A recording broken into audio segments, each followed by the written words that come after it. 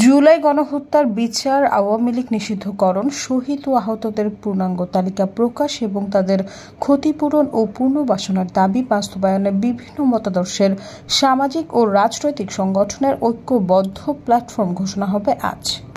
ঐক্যবদ্ধ জাতীয় জোটটির নাম দেওয়া হয়েছে জুলাই ঐক্য। মঙ্গলবার বিকেলে 5টায় ঢাকা বিশ্ববিদ্যালয়ের মধুর ক্যান্টিনের সামনে আনুষ্ঠানিকভাবে সম্মিলিত জোটটির আনুষ্ঠানিক ঘোষণা করা হবে বলে সংশ্লিষ্ট সূত্রে জানা গেছে।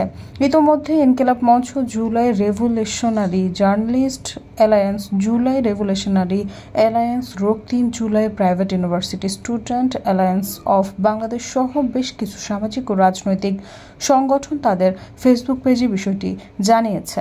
জানা গেছে, বিভিন্ন মতাদর্শের সামাজিক ও রাজনৈতিক সংগঠনগুলো নিয়ে জুলাই ঐক্য নামে যে ঐক্যবদ্ধ জাতীয় জোট আসছে, তাদের লক্ষ্য হবে গণহত্যার পূর্ণাঙ্গ আন্তর্জাতিক মানসম্পন্ন তদন্ত ও বিচার নিশ্চিত করা, বাংলাদেশের ফ্যাসিবাদ একদলীয় শাসনের প্রতীক ও গণহত্যাকারী আওয়ামী লীগকে আইনগত নিষিদ্ধ ঘোষণা করা, শহীদ, আহত ও নিখোঁজদের পূর্ণ তালিকা প্রকাশ ও ক্ষতিপূরণের দাবি আদায়, সব মতাদর্শিক ও সামাজিক সংগঠনকে ঐক্যবদ্ধ করে জুলাই অভ্যুত্থানের ঐক্যকে পুনরায় জাগ্রত করা।